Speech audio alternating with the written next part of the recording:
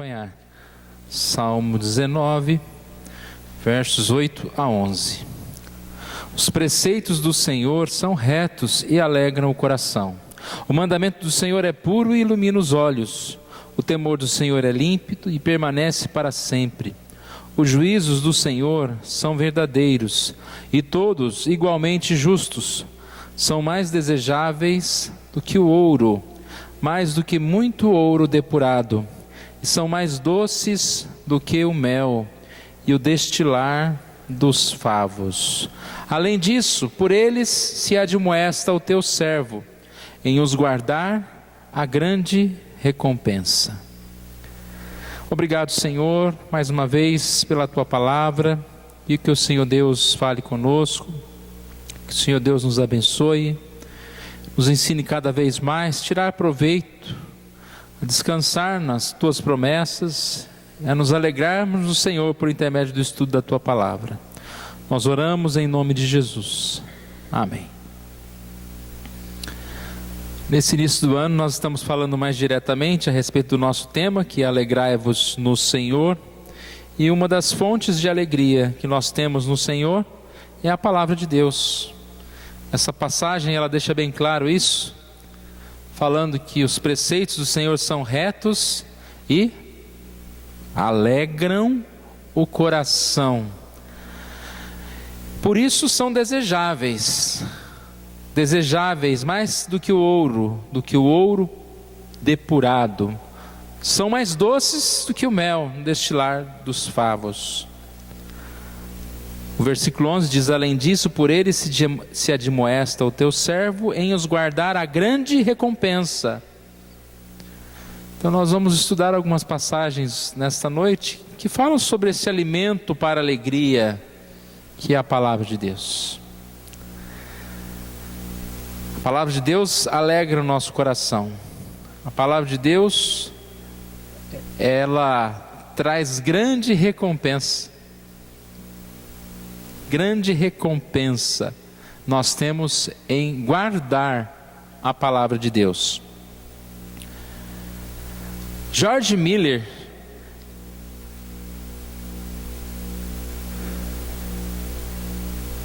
é um missionário muito conhecido pela sua história de fé. Ele escreveu um depoimento e ele diz o seguinte: digo com toda a clareza possível que o maior e principal assunto com que eu deveria ocupar-me todos os dias era ter a minha alma feliz no Senhor. Eu vi que a coisa mais importante que tinha a fazer era dedicar-me à leitura da palavra de Deus e meditar nela. O que é mais importante para nós? Interessante ele chegar a essa conclusão de que o mais importante para ele era ocupar-se em ser feliz no Senhor. Nós temos dito isso, né?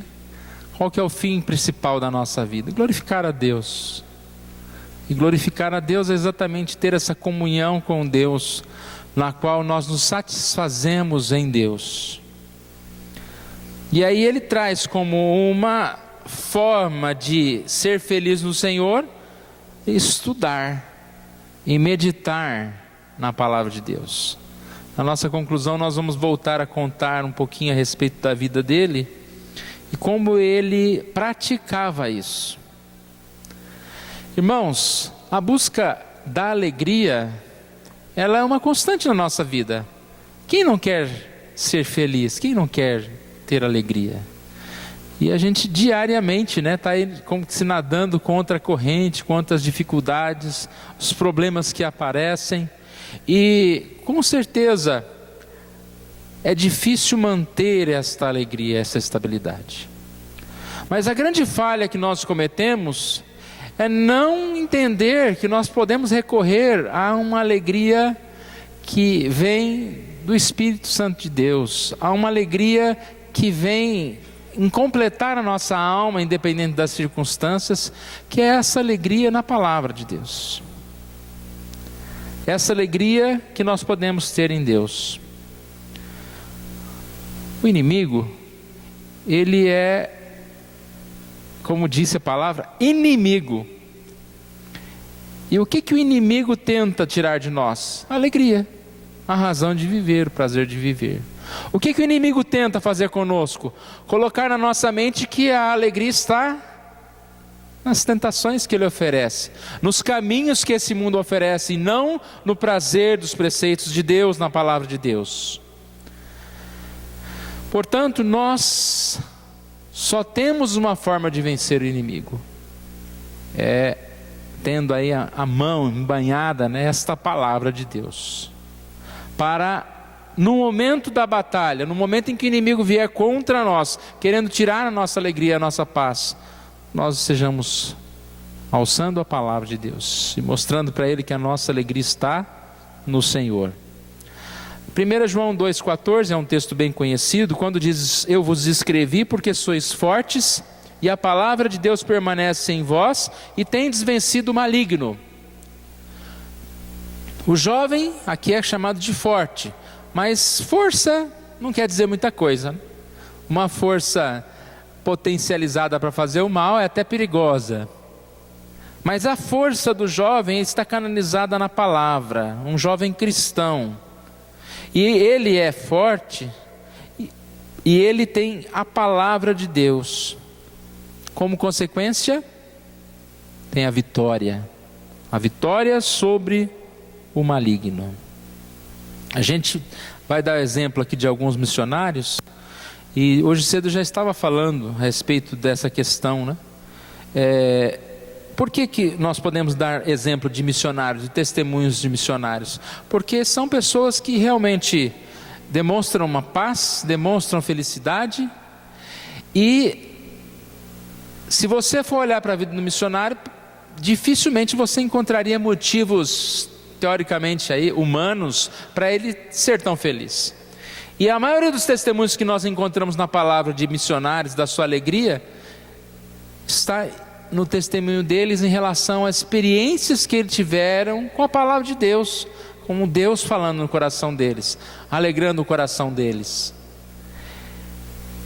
Hudson Taylor, um missionário bem conhecido, ele trabalhou, serviu ao Senhor na China, e alguns autores, algumas pessoas que viajaram com ele em alguma ocasião, dão algum testemunho dele que eu achei interessante, falando das viagens, né? Viagens de carroça, viagens de charrete, viagens em noites escuras, tendo que parar e dormir em estalagens ali, todo mundo misturado, né? Não tinha o lugar lá para o missionário dormir separado dos outros, estava lá com todos os demais homens, trabalhadores, todo mundo amontoado. E esses missionários aqui contam que pela essa proximidade eles estavam lá de olho, né? Conseguiam enxergar como que era a vida daquele homem. E conta-se então que lá de madrugada, lá pelas 2 horas da manhã, ouvia-se um fósforo riscando e uma vela acendendo. Era lá o Sr. Taylor, mesmo cansado, lendo a sua Bíblia. E assim ele, madrugada a madrugada, tinha esse costume, né, de acordar entre 2 e 4 horas da manhã para a leitura da palavra de Deus. E aí a gente pensa, como que se sustenta um missionário desse? A palavra. Eles são tristes? Não, irmãos. O missionário tem uma vida muito feliz, porque ele tem um senso de propósito muito grande, estar servindo a Deus em meio às dificuldades. Então a palavra de Deus é alegria para nós. Eu quero ler um texto agora, quero pedir para colocar aqui no slide, é Deuteronômio 32, 46 a 47. Olha a profundidade desse texto, irmãos. Ele diz que a Bíblia é a vida. Algum dia você já fez uma definição? O que é a minha vida? E você vem e diz, é a palavra?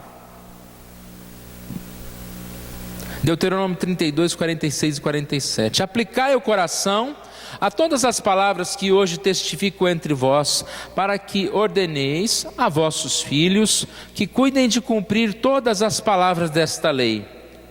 Porque esta palavra não é para vós outros coisa vã, antes é a vossa vida. Esta palavra é a vossa vida. Nós temos vida. A vida depende da definição, né? Se você definir vida como bater o coração, se você definir vida como respiração, acredito que todos nós que estamos aqui estamos vivos. Mas o que é a definição de vida? Definição de vida. A vida tem aquele que tem uma alma viva. A Bíblia traz, né, em alguns salmos, salmistas clamando: vivifica-me segundo a tua palavra, ou seja, traz-me vida. Nós facilmente achamos que a vida está relacionada a circunstâncias, a um problema, ou a uma promoção, ou a um presente, ou a uma festa que vamos participar, mas a vida é muito mais do que isso. Porque a vida não acontece só em alguns momentos, a vida acontece 24 horas. E você só tem realmente vida se você está alimentado da palavra em todo o tempo. Se você tem na palavra sentido, se você tem na palavra razão de viver. Por que às vezes a gente está triste, decepcionado? Às vezes nos falta essa comunhão com o Senhor, que traz vida. Nos falta estar cheios da palavra de Deus, que nos traz vida. Semana passada nós falamos um texto em Mateus, quando Jesus começa a conversar com a mulher samaritana e oferece água viva, lembra? Comparativamente, né, a água que o mundo oferece, a sede volta. A água que o mundo dá, ela não satisfaz plenamente. E Jesus diz: eu tenho essa água, a água da vida. E mais abaixo ele fala que não só de pão viverá o homem, mas de toda a palavra. É através da palavra, é através da força da palavra que nós temos vida. Algumas vezes você fala, né, para o seu filho de manhã: não vai sair de casa sem comer. Se você não comer, se você não se alimentar, você não vai conseguir fazer suas tarefas, você não vai conseguir nem ficar em pé, né?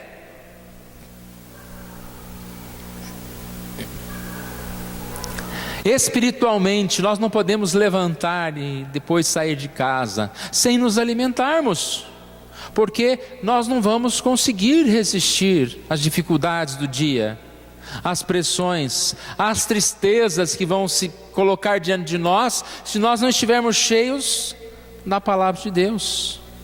Essa palavra de Deus que transforma o nosso coração, que é alicerce, que é útil para a vida.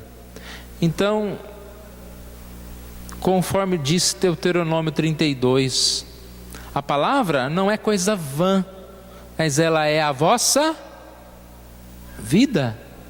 Não é coisa vã, não é coisa sem importância, não é coisa que pode ser deixada de lado, mas é a vossa vida. Devemos carregar a palavra, né? A gente sempre cita o exemplo do celular e aqueles aplicativos ou algumas informações que mostram no decorrer da semana quantas horas você mexeu no celular, ou quantas vezes você ligou e desligou o celular, né? Tem aquela checada durante o dia. A gente também repara que, por mais que a gente tenha atividades uma após outra, sempre tem um tempinho para você fazer alguma coisinha ou outra, ou dar pelo menos aquela olhada no celular. Alguém pode falar: ah, mas é tão rapidinho. Mas esse monte de rapidinho, né, durante o dia se torna um tempão. E eu não tenho tempo para a palavra. A gente tinha que ter uma Bíblia que a gente caminhava, andava com ela o tempo todo, e qualquer tempinho que sobrasse, você ia lá: não, vou continuar lendo aqui João, capítulo 1, né? Lê, e de repente acabou o almoço, eu tenho aquele tempo lá antes que eu vou descansar um pouquinho, mas eu não vou simplesmente assistir um jornal ou ouvir uma coisa qualquer, mas vou ler mais um pedacinho da palavra, vou ler mais uma parte, um trecho da palavra de Deus.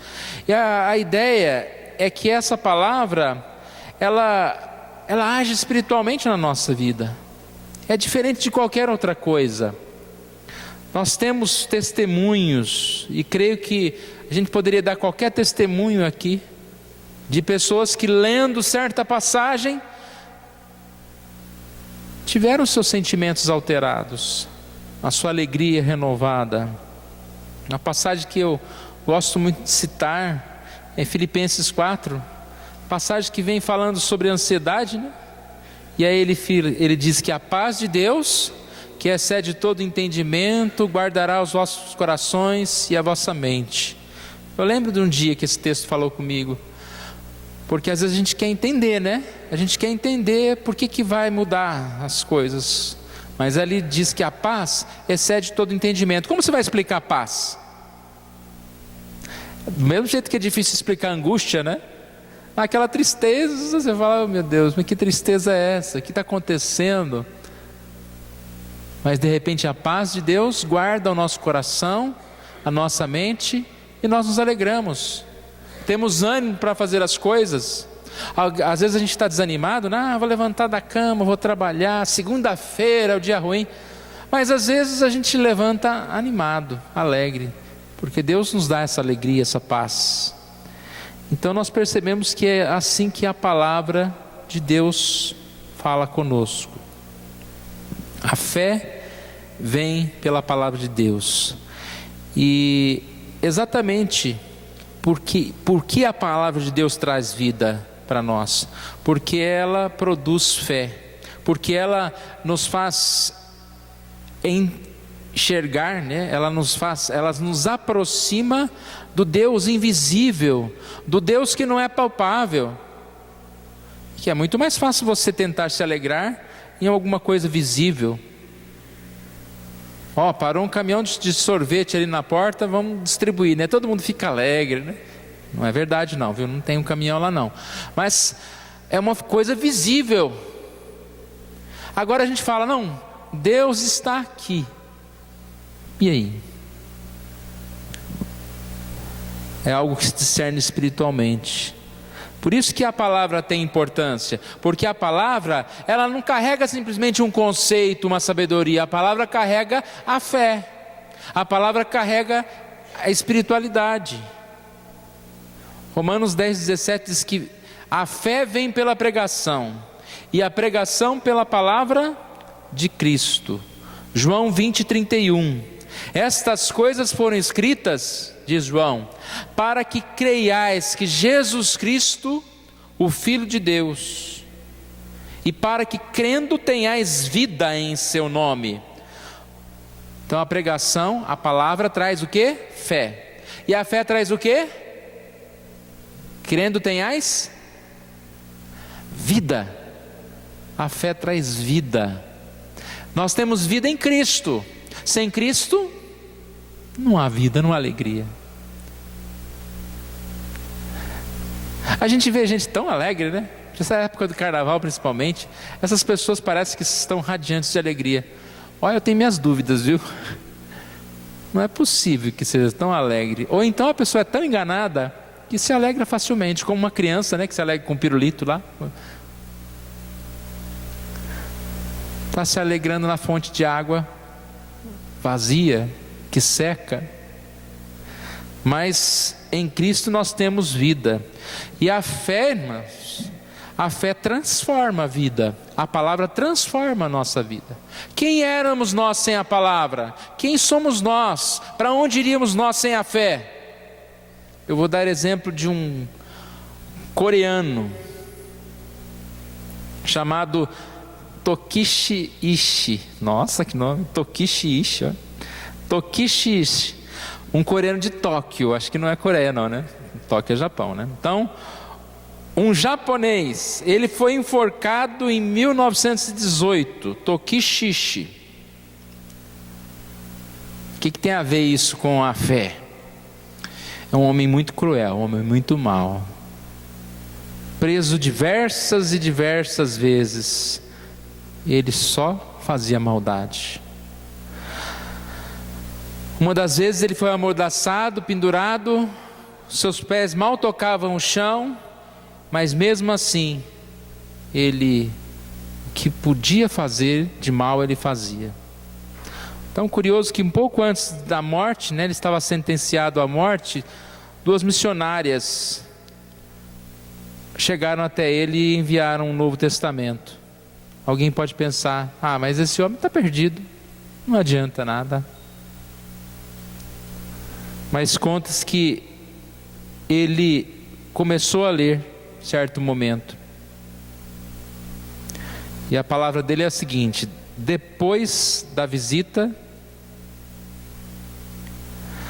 a minha atenção foi atraída pela frase de Jesus: Pai, perdoa-lhes porque não sabem o que fazem. Eu acho interessante essa questão da palavra de Deus, Às vezes a gente fica pensando, mas a palavra de Deus, ela toca no coração através de um grande estudo de convencimento, de uma pregação enorme, de tantos 40 minutos. Na maior parte das vezes que a palavra de Deus tocou o nosso coração foi numa frase, como eu acabei de dizer, na frase de Filipenses 4 lá. Quando a paz de Deus, que excede todo entendimento, guardou o coração e a mente. Um versículo que num momento específico na minha vida ele falou mais do que qualquer outro, porque foi o que eu senti, paz numa hora que não era para ter paz. E aí eu falei, nossa, isso é Deus. Porque quando a gente tem uma paz numa hora que não é para ter paz, depois de uma leitura de um versículo, de uma palavra de Deus que vem para nós, é Deus, não é outro recurso qualquer. Então o tal do Toshikishi foi atraído por essa palavra: Pai, perdoa-lhes porque não sabem o que fazem. Agora o depoimento dele: eu gemi, era como se um prego de 15 centímetros fosse enfiado no meu coração. O que esse versículo me revelou? Devo chamá-lo o amor do coração de Cristo? Devo chamá-lo de compaixão? Não sei como chamá-lo. Sei que, como um coração indescritivelmente grato, eu criei. Simplesmente ele nem sabe explicar por quê. Ele sabe que quando ele viu aquele momento, aquele versículo, ele creu em Deus. Às vezes a gente tem um coração muito mau, A gente vê pessoas, criminosos, pessoas, e a gente fala, isso aí tem que ir para o inferno já, Tenhamos amor e misericórdia. A gente deveria pregar a palavra para essas pessoas e não julgá-las mais do que já tem muita gente julgando. Nós julgamos fácil, as pessoas que erram, que pecam. Não estou dizendo que as pessoas não têm que arcar com as consequências. O Toshiki aqui sofreu a pena de morte. Diz que quando ele foi levado à morte, ele simplesmente agradeceu e louvou a Deus. Aqui diz que as suas últimas palavras foram: a minha alma purificada hoje retorna à cidade de Deus. Um homem muito mau, mas foi tocado por Deus, foi transformado pela palavra de Deus. Disse que a fé vem pelo ouvir, e essa fé traz o quê? Vida. Você quer ter vida? Fortaleça a sua fé. Quem tem uma fé fortalecida tem vida. Não se engane como o mundo. Eu vou buscar uma promoção, eu vou buscar estudar, eu vou buscar me alimentar bem. Isso tudo faz parte da vida. Mas eu não posso esquecer o meu alimento espiritual. Uma comida eu tenho, Jesus disse, É diferente. Diferente. Traz vida. Então nós estamos falando de fé, pregação. Vamos falar um pouquinho do Espírito Santo. A alegria do Espírito Santo, a alegria espiritual, Efésios 5,18 diz: enchei-vos do Espírito. Lá diz: não vos embriagueis com vinho, mas enchei-vos do Espírito. Porque o embriagar com vinho, a consequência é dissolução, diz lá o texto, é perda de controle. Quanto mais embriagado está uma pessoa, mais ela nem sabe aonde que ela está, o que ela está fazendo. É triste uma pessoa embriagada que chega ao ponto de não conseguir nem caminhar mais, nem andar mais. Mas enchei-vos do Espírito. O que é encher do Espírito? Encher da palavra. Gálatas 3,2 diz: recebeste o Espírito pelas obras da lei ou pela pregação da fé? A resposta é claro: pela pregação da fé. Pregação da fé, pregação do quê? Da palavra de Deus. Então nós somos cheios pela palavra. Quanto mais da palavra, mais nós estamos experimentando do Espírito de Deus. Encher do Espírito. Para encher do Espírito, nós temos que nos inclinar para as coisas do Espírito. O que é inclinar para as coisas do Espírito? O que é encher do Espírito? A gente pode aprender isso em 1 Coríntios 2, 13, 14. O homem natural não aceita as coisas do Espírito de Deus. Ele estava se referindo aos ensinos. Então Paulo está dizendo aqui: eu ensino o que eu falo, o homem natural não aceita.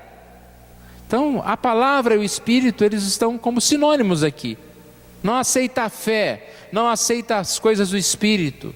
O homem natural não vai aceitar a gente falar de alguém que tem alegria espiritual. A alegria para o homem natural, ele está relacionada a algo físico. Beber do Espírito é voltar a nossa mente para as coisas do Espírito, para praticar as coisas do Espírito. E nós só praticamos essas coisas por intermédio da palavra de Deus. A palavra de Deus nos dá alegria. A palavra de Deus é vida para nós. E nós precisamos estudar mais a palavra de Deus. Falta alegria? Talvez seja porque está faltando uma coisa tão clara, tão óbvia na nossa frente. A gente desfrutar da alegria na palavra de Deus. Os preceitos são retos, alegram o coração.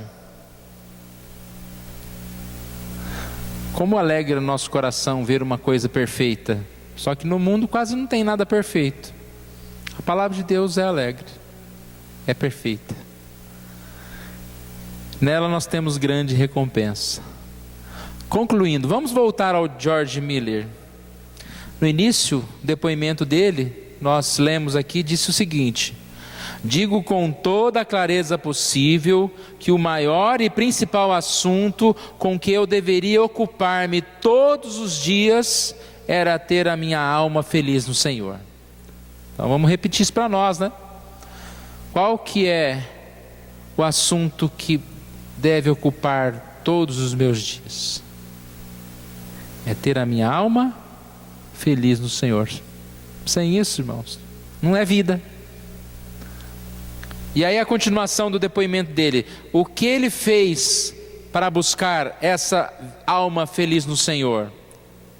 Eu vi que a coisa mais importante que tinha a fazer era dedicar-me à leitura da palavra de Deus e meditar nela. Aqui então nós temos um outro depoimento dele para a gente concluir. Ele fala um pouquinho a respeito de uma mudança que ele teve na sua vida devocional. Isso é importante, esse testemunho dele. E ele disse que ele nunca tinha visto isso que ele fez em um livro, ele descobriu sozinho. Então o que era? Ele conta que ele sempre pelas manhãs, ele gastava primeiro um grande tempo em oração, seja meia hora, 15 minutos, mas ele percebia que ele começava a orar E logo acontecia com lá o grande missionário George Miracle, o que acontece com a gente, né? A atenção vai fugindo, a concentração vai caindo, e quando não é à noite que a gente dorme, né? A gente começa a orar e, nome de Jesus, Senhor, obrigado. Ou para a oração e de repente, aí você fala, não, vou começar de novo. Começar de novo, Senhor Deus, Todo-Poderoso, maravilhoso. Vamos começar de novo, né?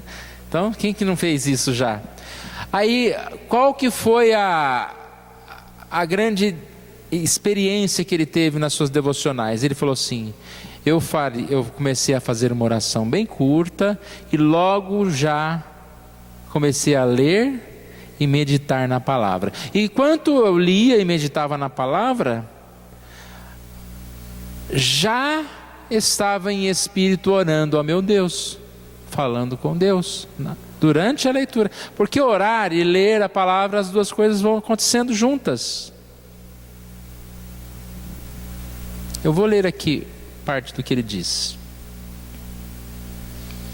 Agora eu vi que a coisa mais importante que eu tinha que fazer era dedicar-me à leitura da palavra de Deus e meditar nela, para que o meu coração fosse confortado, encorajado, advertido, acusado, instruído, e que assim, enquanto eu meditava, meu coração fosse trazido à experiência da comunhão com o Senhor. Descobri que o resultado quase invariavelmente é que depois de uns poucos minutos, minha alma é levada a confessar, ou agradecer, ou interceder, ou suplicar, de modo que apesar de eu não me dedicar à oração diretamente, mas à meditação, ela se transformava quase que imediatamente, mais ou menos, em oração. E aí o conselho dele, conselho para nós. A primeira coisa que um filho de Deus tem de fazer manhã após manhã é buscar o alimento para seu homem interior. A primeira coisa que um filho de Deus tem que fazer manhã após manhã é buscar o alimento para o seu interior. Não é simples essa ideia, essa mensagem, irmãos? Vamos praticar? Não é importante? Como que nós podemos ser cristãos se nós não lemos a palavra? Se nós não tomamos o nosso café da manhã? A gente fala, a refeição mais importante é o café da manhã. Sim, olha o café da manhã do cristão. A refeição mais importante do dia. Tem gente que gosta de praticar esporte de manhã, né? Não é muito bom? Você já acordou de madrugada, tem uns corajosos, aí acorda às 5 horas da manhã, faz aquele esporte, aí está todo animado, né? 8 horas da manhã parece que ganhou o dia. E realmente, exercitou-se, alimentou-se, está forte para o dia. Então, vamos lá de novo, o conselho dele. A primeira coisa que um filho de Deus tem de fazer, manhã após manhã, é buscar o alimento para o seu interior. E o que é o alimento? Não é a oração, mas a palavra de Deus. Ele está falando no contexto que nós acabamos de explicar, tá? Ele não é contra a oração, nesse contexto. Primeiro, oração, sim, mas primeiro a palavra de forma mais demorada. Não é a oração, mas a palavra de Deus. E novamente, não a simples leitura da palavra de Deus, para simplesmente fazê-la passar por nossa mente como água que corre num cano, mas pensando no que lemos, ponderando e aplicando o nosso coração. Isso aqui é muito importante, irmãos. Meditar. Às vezes é melhor que você leia um versículo do que você ler um capítulo. Aí ele deu o exemplo de um cano, né? Você se torna só um cano que passa uma água, mas não reteve nada ali. Então leia uma palavra pequena, uma meditação diária, e assim diferença vai fazer.